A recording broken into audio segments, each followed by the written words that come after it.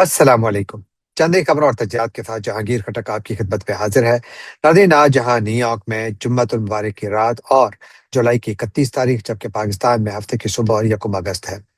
ناظرین، آج تھوڑا ذکر ہوگا امریکہ کی جانب سے ایران پر ایک بہت بڑے حملے کی تیاری اور حکم مل چکا ہے۔ کیا ایکسپیکٹ کیا جانا چاہیے، اس پر بات کریں گے۔ اور ساتھ ہی تھوڑا ذکر ہوگا پاکستان کے لیے شاید ایک اور ٹرانزٹ چیلنج بن سکتا ہے، کیونکہ اس خطے میں ایک بہت اہم معاہدہ ہوا ہے، 3 اہم ممالک کے درمیان ہوا ہے، اس کا پاکستان پر کیا اثر ہوگا، اس پر بات کریں گے۔ جبکہ D G I S P R lieutenant general Ahmed Sharif Chaudhry کی وہ 2.5 پونے 3 گھنٹے لمبی پریس کانفرنس یا بریفنگ، جس کی بازگشت اس وقت بھی پاکستان میں ہر طرف پھیلی ہوئی ہے اور اس پر کامنٹری ہو رہی ہے۔ آخر اس کی اتنی ضرورت کیا ہے؟ یعنی جنرل صاحب نے ایک بریفنگ دی تو انہوں نے ایسا کیا کہہ دیا کہ اس کے اوپر اتنا زیادہ، یعنی اس کے اوپر بحث ہو رہی ہے؟ میرا خیال ہے کہ بہت غور طلب معاملات ہیں جو انہوں نے اٹھائے ہیں، اور اس کے بعد پھر بہت سارے ایسے سوالات بھی اٹھتے ہیں، جس میں سب سے بڑا سوال تو یہ ہے کہ کیا آج انہوں نے خود تسلیم کر لیا کہ یہ جو ایک پروجیکٹ شروع کیا تھا پاکستانی اسٹیبلشمنٹ نے، وہ ناکام ہو چکا ہے؟ اس پر بات کریں گے۔ لیکن سب سے پہلے ذکر امریکہ کا، جہاں پر آج کیمپ ڈیوڈ میں صدر ڈونلڈ ٹرمپ نے اپنی کابینہ کا اجلاس منعقد کیا۔ کہتے ہیں کہ یہ اچھا خاصا غیر معمولی اجلاس تھا، کیونکہ وہاں پر صدر ٹرمپ کافی غصے میں نظر آئے، ایران کے اوپر کافی غصہ تھے، اور ساتھ اپنے سیاسی مخالفین کے بھی، بلکہ پارٹی کے اندر بھی جو ان کی مخالفت ہے اس پر بھی وہ کافی برہم تھے، اور وہاں پر اس اجلاس میں ان کی بے تحاشا تعریفیں بھی ہوئی۔ لیکن اس اجلاس سے جو سب سے بڑی خبر آئی وہ یہ، بقول وال اسٹریٹ جرنل کے، کہ ٹرمپ نے اب باقاعدہ اجازت دے دی ہے ایران پر ایک بڑے فوجی حملے کی۔ یہ فوجی حملہ کہتے ہیں کہ جو بمباری ہے، جو نیا سلسلہ شروع ہونے والا ہے، یہ شاید 2 ہفتوں تک جاری رہے، اور اس میں ایران کی سول تنصیبات جو ہے ان کو بھی نشانہ بنایا جائے گا، اور جو ایران کے مختلف ایٹمی اثاثے ہیں یا جہاں پر پڑے ہوئے ہیں ان کو بھی نشانہ بنایا جائے گا۔ ٹرمپ کا کہنا ہے کہ اس مرتبہ نشانہ بہت سخت ہوگا، حملہ بہت سخت ہوگا، شدید ہوگا۔ لیکن ساتھ انہوں نے ایک مرتبہ پھر کہا کہ مذاکرات کے دروازے کھلے ہیں، اور ان کا یہ بھی کہنا تھا کہ اگر سفارتی پیش رفت ہوئی تو فیصلہ بدل بھی سکتا ہے۔ تو بیسیکلی جو ٹرمپ کا جو ٹریک ریکارڈ ہے کہ جس میں وہ بہت زیادہ غصے میں آ جاتے ہیں، بڑی دھمکیاں دیتے ہیں، پھر اچانک پیچھے ہٹ جاتے ہیں، پھر حملہ بھی کر دیتے ہیں۔ بعض اوقات وہ کہتے ہیں حملہ کرنے والا ہوں، لیکن بات چیت چل رہی ہوتی ہے اور اس میں اچھی خاصی پروگرس ہوتی ہے، تو بہت زیادہ انپریڈکٹیبل ہوتے ہیں ان کے بیانات، یا ان سے مطلب اخذ کرنا ہمیشہ ایک چیلنج ہوتا ہے۔ لیکن آج وال اسٹریٹ جرنل کے مطابق انہوں نے باقاعدہ اجازت دے دی ہے، اور کہتے ہیں کہ شاید اس مرتبہ جو امریکی اہداف ہیں ایران میں، ان میں پک ایکس ماؤنٹین بھی شامل ہے۔ یہ وہ زیر زمین ایرانی ایٹمی تنصیب ہے جہاں پر کہ امریکہ اور اسرائیل کے مطابق ایران نے اپنے سینٹریفیوجز چھپا رکھے ہیں۔ سینٹریفیوجز وہ مشینیں ہوتی ہیں جن میں کہ جو یورینیم ہے اس کی افزودگی کی جاتی ہے۔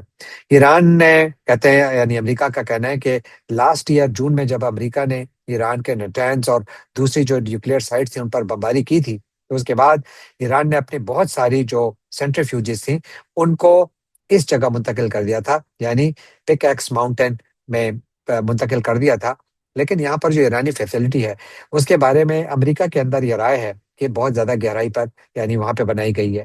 یہ تقریباً سطح زمین سے 450 فٹ نیچے ہے۔ امریکہ کے بموں کے ذخیرے میں اتنا بڑا بم نہیں کہ وہ ڈائریکٹلی اس فیسلٹی تک پہنچ سکے، لیکن اگر مسلسل وہاں پر بمباری کی جائے تو شاید اس بات کا امکان ہے کہ اس کو کافی نقصان پہنچایا جا سکتا ہے۔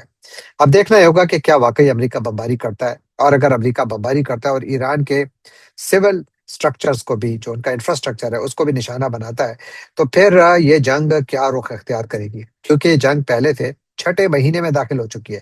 6 مہینے یعنی 5 مہینے پورے ہو چکے، 6 مہینے میں داخل ہو چکی ہے، اور اس کا نتیجہ ابھی تک کسی کو نہیں معلوم۔ ہاں، البتہ نتیجہ امریکہ میں کم از کم سیاسی افق پر سامنے آنا شروع ہو چکا ہے، کیونکہ جنگ اس وقت امریکہ میں انتہائی غیر مقبول ہے۔ جو تازہ ترین عوامی رائے کے جو پولز آئے ہیں، اس کے مطابق صرف 29% امریکن اس جنگ کے حق میں ہیں۔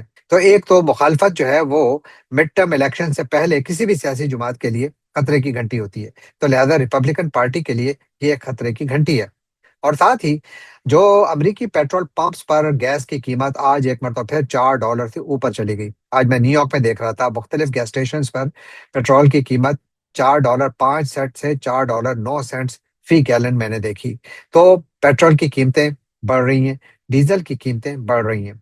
और यहाँ पर जो माहिरीन हैं वो वार्निंग दे रहे हैं कि अगर ये जंग मजीद तवील हुई तो यहाँ पर पेट्रोल की कीमतें बहुत ज्यादा बढ़ेंगी, और यहाँ पर महंगाई का जो ऑलरेडी एक तूफान आया हुआ है, इसमें मजीद इजाफा होगा। इसका मतलब होगा कि रिपब्लिकन पार्टी को इसकी सियासी कीमत अदा करना पड़ेगी। इसका मतलब क्या हुआ कि वो सेनेट और हाउस ऑफ रिप्रेजेंटेटिव्स में अपनी मेजोरिटी खो सकते हैं।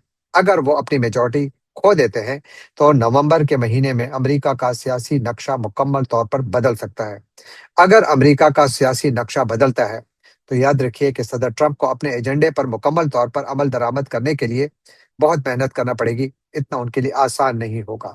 और फिर ईरान के साथ जो मामला जिस डगर पे चल निकले हैं, यहाँ आज एक्सियोज और दूसरे जो अमेरिकी इदारे हैं, न्यूज ऑर्गेनाइजेशन हैं, उनके मुताबिक कहते हैं जब लास्ट टाइम ईरान ने जब अचानक अमेरिका पर हमला किया तो कहते हैं कि कुछ अमेरिकी ऑफिशियल जो है वो इस पर बहुत ज्यादा हैरान हो गए थे, झटके में चले गए थे कि ईरान ने हम पर ऐसे अचानक कैसे हमला कर दिया। तो हमेशा रिएक्ट करता है, इस मर्तबा इसका हमला बगैर यानी बिला इश्तियाल आया है। और वो ये भी कहते हैं कि वो हमला जो कि जॉर्डन की एक एयरबेस पर ईरान ने किया था जिसमें 3 अमेरिकी हलाक हुए थे, उसके बारे में भी कहा जा रहा है कि उसके बाद भी ईरान ने हमले किए, लेकिन अमेरिका अब ये जाहिर कर रहा है।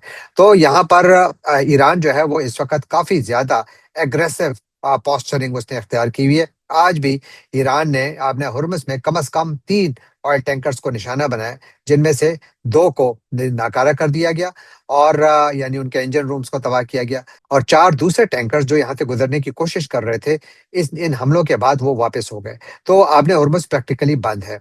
बाबुल मंदब के ऊपर अब मामलात उस जगह पर पहुंच चुके हैं कि अब इंटरनेशनल मीडिया ये रिपोर्ट कर रहा है कि सऊदी अरब यमन में बाकायदा इन्वेजन की तैयारी कर रहा है। कहते हैं कि ऐसी इत्तलात हैं कि शायद सऊदी अरब इस बात पर सीरियसली गौर कर रहा है कि अब सऊदी अरब अपने ट्रुप्स ऑन ग्राउंड यमन भेजेगा ताकि बाबुल मंदब को महफूज बनाया जा सके। इससे पहले जो समंदरी रास्ता है या इस राहदारी को महफूज बनाने के लिए 14 ममालिक का एक इत्तेहाद, एक कोलिशन का ऐलान कल किया था, जिस पर मैंने बड़ी तफसील से कल बात भी की थी, जिसमें पाकिस्तान बड़ी खुशी से शामिल हुआ है। तो ये इत्तेहाद जो है बुनियादी तौर पर समंदरों में जो सऊदी तेल है उसकी हिफाजत करेगा, और उसमें पाकिस्तान हर अव्वल दस्ते का किरदार अदा करेगा। और लेकिन यहाँ पर आज के हमलों के बाद जो ईरान ने किए, उसके बाद आलमी मार्केट में तेल की कीमतें $90 फी बैरल तक पहुंच गई, बल्कि अब शायद उससे भी ऊपर चली गई हैं।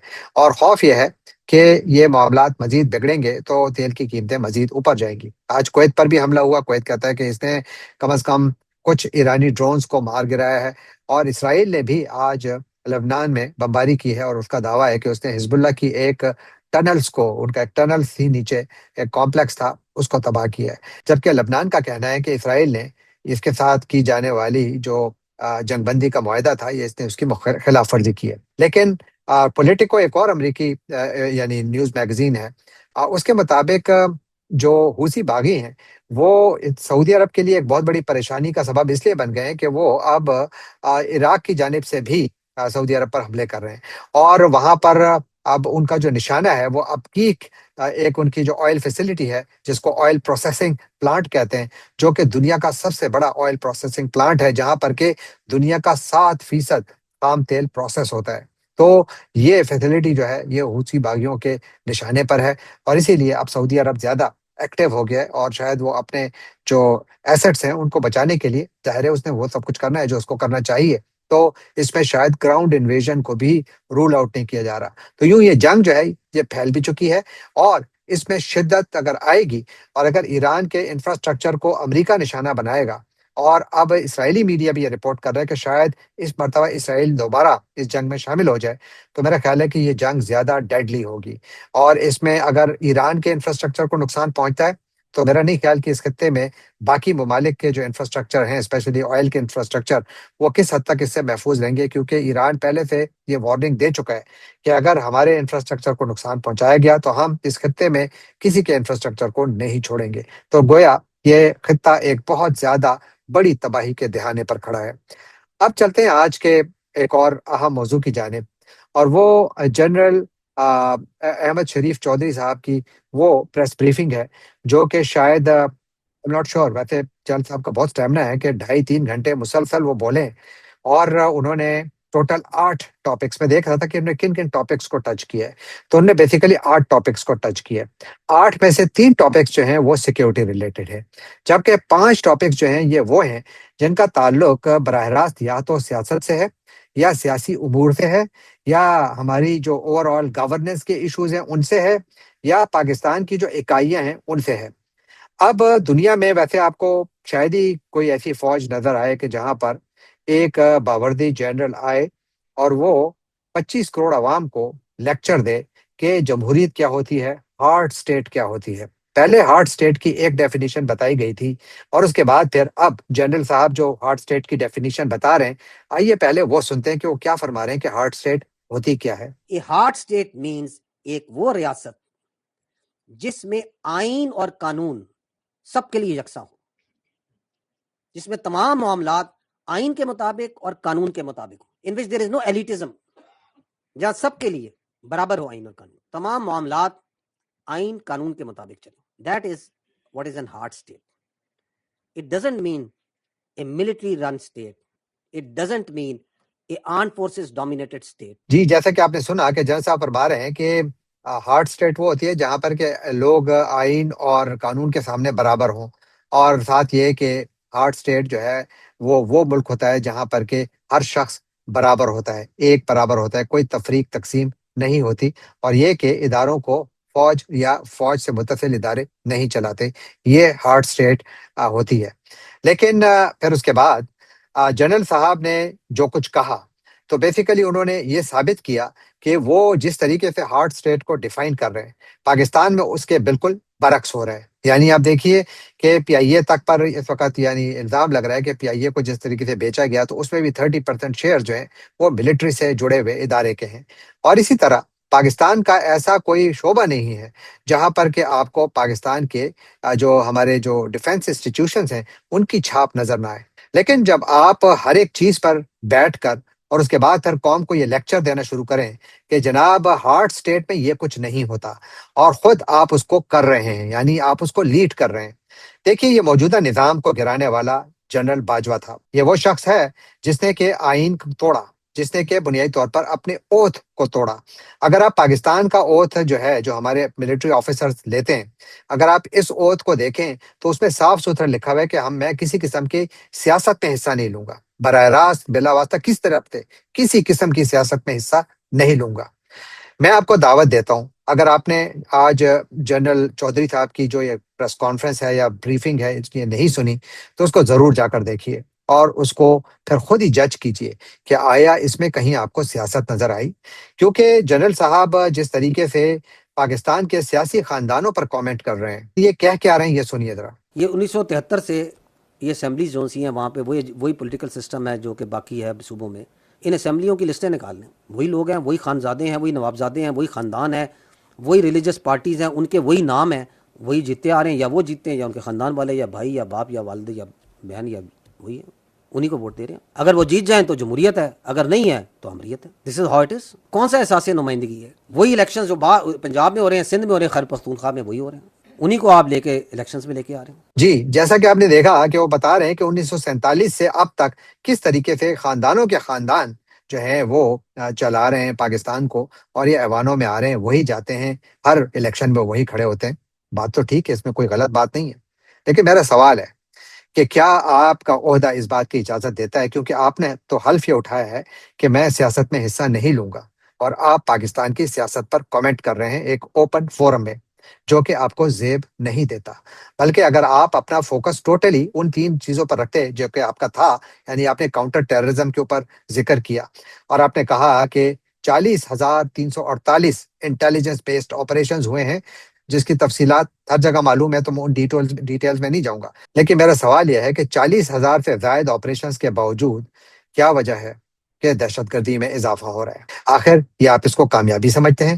اگر دنیا کے کسی اور ملک میں یہ نمبرز آتے، اور اگر کوئی فنکشنل گورنمنٹ ہوتی وہاں پر، کیونکہ اس وقت تو پاکستان میں ڈکٹیٹرشپ ہے، جس طریقے سے جنرل صاحب آج تقریر فرما رہے تھے اور جس طریقے سے وہ لیکچر دے رہے تھے، 25 کروڑ عوام کو جس طریقے سے وہ سمجھا رہے تھے کہ جمہوریت ہوتی کیا ہے، یونیفارم پہن کر وہ جمہوریت پر لیکچر دے رہے تھے اور ساتھ پھر وہ سیاسی بیانات دے رہے تھے. یعنی آپ دیکھیے مولانا فضل الرحمان صاحب نے پاکستانی فوج کے بارے میں کیا کچھ نہیں کہا. میں نے پہلے بھی کہا تھا کہ اگر فوج نے ریئیکٹ کیا تو پھر آپ سمجھیں کہ واقعی یہ مولانا صاحب کا اپنا بیان ہے. لیکن اگر فوج نے ریئیکٹ نہ کیا تو پھر سمجھ جائیں کہ مولانا صاحب بالکل وہی کھیل کھیل رہے ہیں جو کہ وہ ہمیشہ کھیلتے چلے آ رہے ہیں. آج احمد شریف چودھری سے جب پوچھا گیا تو انہوں نے اس کے اوپر تقریباً نو کمنٹ کہا کہ انہوں نے کہا یہ بیان نہیں دینا چاہیے، یہ انڈین نیریٹو کو جو ہے تقویت دیتا ہے. یعنی بیسیکلی انہوں نے جان چھوڑائی. انہوں نے اس بیان کو کنڈیم نہیں کیا. کیوں نہیں کیا؟ اس کی دو وجوہات ہیں. یا تو یہ وجہ ہے کہ یعنی یہ جو بیان دیے جانے کی انسٹرکشنز تھی وہ مولانا صاحب کو وہیں سے ملی تھی جو کہ ان کو پہلے نو کانفیڈنس موشن سے پہلے دی گئی تھی، جو مولانا صاحب خود بتا چکے ہیں. لیکن اس کے بعد جو انہوں نے اس وقت پاکستانی فوج کے بارے میں جو بیانات دیے، اس کے بعد آج جنرل چودھری صاحب کا جو بیان تھا تو وہ ایک یا یہ بات ثابت کرتا ہے کہ یہ یعنی آپس میں یعنی مل بیٹھ کر فیصلہ ہوا کہ آپ نے اس قسم کے بیانات دینے، یا پھر مولانا صاحب کی واقعی سیاسی طاقت ہے. ساتھ انہوں نے ایک اور جو میرا خیال ہے بہت بڑا بیان دیا. انہوں نے کہا کہ ہم ملیٹنٹس کے ساتھ بات چیت نہیں کریں گے، کوئی بات چیت نہیں ہوگی، افغانستان کے حوالے سے بھی کوئی بات چیت نہیں ہوگی. یعنی جو لوگ دہشت گردی میں ملوث ہیں یا وہ لوگ جو کہ دہشت گردوں کو یعنی ان کی مدد کر رہے ہیں، ان کے ساتھ بات چیت نہیں ہوگی. اب یہاں پر بھی ایک بہت بڑا سوال ہے، جنرل صاحب یہ کس حیثیت میں بیان دے رہے تھے؟ کیونکہ پاکستان میں ایک گورنمنٹ ہے، چاہے وہ جتنی بھی یعنی کمزور کیوں نہ ہو، لیکن گورنمنٹ ہے، ایک فارن آفس ہے، ایک ڈیفنس منسٹر ہے، اس کا ایک پرائم منسٹر ہے. تو یہ بیان تو ان کی جانب سے آنا چاہیے، کیونکہ یہ بیان آپ کو زیب نہیں دیتا، یہ کام آپ کا نہیں ہے. یعنی فوج ڈائریکٹلی کسی کے ساتھ نیگوسیشنز نہیں کرتی. اس وقت پاکستان میں پریکٹیکلی مارشل لاء نہیں ہے، گرچہ آپ نے ریڈ لائن کا ذکر ضرور کیا اور آپ نے پاکستانی قوم پر ایک بہت بڑا احسان بھی کیا کہ ریڈ لائن ابھی تک کراس نہیں ہوئی. پھر ساتھ انہوں نے یہ اس سے بھی آگے چلے گئے.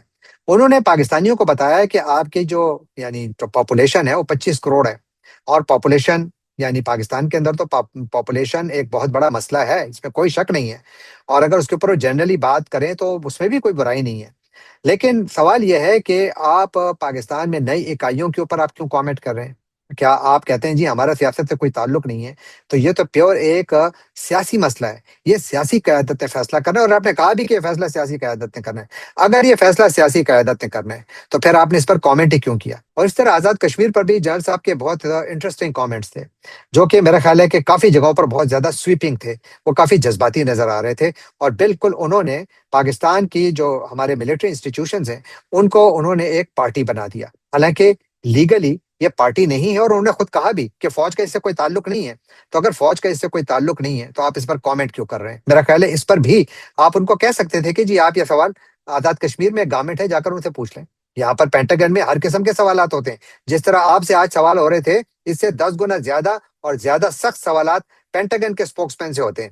لیکن کبھی بھی وہ اس قسم کے کامنٹ نہیں دیتے. وہ کہتے ہیں جا کر ڈپارٹمنٹ آف اسٹیٹ سے بات کریں یا جا کر کسی اور سے بات کریں، لیکن we can not answer it, کیونکہ یہی پروفیشنل انسٹیٹیوشنز کا کام ہوتا ہے. اسی لیے جب آپ کامنٹ کرتے ہیں تو پھر لوگ فوج کا نام لیتے ہیں، جو نہیں لیا جانا چاہیے. لیکن جب آپ آ کر اس طریقے سے ہمارے انسٹیٹیوشنز کو بالکل نئے چوراہے میں لا کر کھڑا کر دیتے ہیں اور ان کو خود اس جگہ پر لے آتے ہیں کہ جہاں پر ہر شخص کامنٹ کرنے پر مجبور ہوتا ہے، میرا خیال ہے کہ آپ کو اس سے اجتناب کرنا چاہیے. اب چلتے ہیں آج کے آخری موضوع کی جانب، اور وہ بھی اسی خطے سے ہے. آج اطلاعات یہ ہیں کہ ایران، افغانستان اور تاجکستان کے درمیان ایک معاہدہ طے پا گیا ہے. معاہدہ کیا ہے کہ اب افغانستان جو ہے وہ تاجکستان اور ایران کے لیے ایک رابطہ کوریڈور کے طور پر کام کرے گا. یعنی جو تاجکستان کی تجارت ہے وہ بذریعہ افغانستان ایران کے راستے ہوگی. دونوں ممالک یعنی ان تینوں ممالک کے درمیان اس کے ذریعے تجارت کو بڑھانے کا مقصد ہے، اور جو تجارت میں سامان کی نقل و حمل جو ہے اس کو آسان بنانے کی کوشش کی جا رہی ہے. اور اس سلسلے میں جو آزمائشی کارگو کی ترسیل ہے وہ آئندہ ماہ متوقع ہے کہ شروع بھی ہو جائے گی، اور کسٹمز اور جو مختلف سرحدی نظام ہے اس کا جائزہ لیا جا رہا ہے. اب یاد رکھیے کہ افغانستان اور تاجکستان کے درمیان تعلقات کبھی بھی نارمل نہیں رہے، لیکن اس کے باوجود وہ کیا کر رہے ہیں؟ وہ کنیکٹیویٹی کو بڑھا رہے ہیں. ہم نے کیا کیا ہے؟ ہم نے سب دروازے بند کر دیے، بلکہ آج جنرل شریف نے خود کہا کہ جی ہم کوئی مذاکرات نہیں کریں گے. اور ان حالات میں جب افغانستان، تاجکستان اور ایران مل کر آپس میں راہداریاں بنا رہے ہیں، اور یاد رکھیے کہ چابہار بھی اسی راستے میں پڑتی ہے. اگر یہ کنیکٹیویٹی اور بڑھتی ہے اور اسی جو یہ کوریڈور ہے اس میں باقی سینٹرل ایشیا کے ممالک بھی شامل ہوتے ہیں، تو پاکستان کا وہ خواب جو کہ ہم نے گوادر کے لیے دیکھا تھا، جس میں اسپیشلی ازبیکستان کا مال پاکستان کے راستے، اسپیشلی ان کا کاٹن وغیرہ ہمارے راستے سے جا رہی تھی، کافی مال ان کا جانا شروع ہو چکا تھا، وہ راستے ہم نے خود ہی بند کر دیے۔ اب ہم لمبے راستے ڈھونڈ رہے ہیں کہ ہم ایران کے راستے لائیں گے یا چین کے راستے لائیں گے۔ راستے تو بہت ہیں لیکن لمبے بہت ہیں اور وہ مہنگے بھی پڑتے ہیں، تو لہذا اگر آپ راستہ کھول بھی دیں اور اگر وہ اتنا مہنگا ہو کہ قابل استعمال نہ ہو تو کیا فائدہ؟ تو لہذا یہ ایک اور پاکستان کے لیے نیا چیلنج ہے اور شاید ایک گوادر کے لیے ایک مسئلہ بن سکتا ہے اگر یہ واقعی کک آف ہو گیا اور اگر اس میں مزید جو سینٹرل ایشیا کے ممالک ہیں وہ شامل ہوئے ایک ایسے وقت جب پاکستان نے بالکل ایک اپنی وہ آئرن کرٹن کھینچ رکھا ہے افغانستان کے ساتھ، سارے راستے بند کرنے کے بعد اور اپنی تجارت بند کرنے کے بعد اور اپنے پاؤں پر کلہاڑی باندھ مارنے کے بعد، تو یقیناً پاکستان کے پاس اب تجارت اور کون سے راستے ہوگی؟ ایران وہاں پر جنگ ہے، بھارت بند ہے، چین ہم صرف امپورٹ کرتے ہیں، تو پھر کون رہ گیا پیچھے؟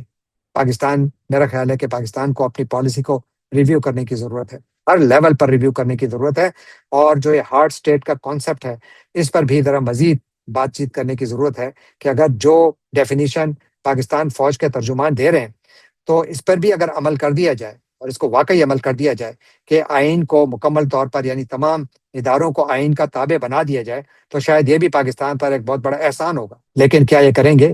اس کا جواب آپ کامنٹس میں ضرور لکھیے گا۔ جانے سے پہلے آپ سے ایک مرتبہ پھر درخواست کہ اگر آپ نے ابھی تک اس چینل کو سبسکرائب نہیں کیا تو اس کو سبسکرائب کیجیے، لائک کیجیے، شیئر کیجیے، کامنٹ کیجیے اور بیل آئیکن کو کلک کرنا نہ بھولیے گا۔ آپ کا بہت بہت شکریہ۔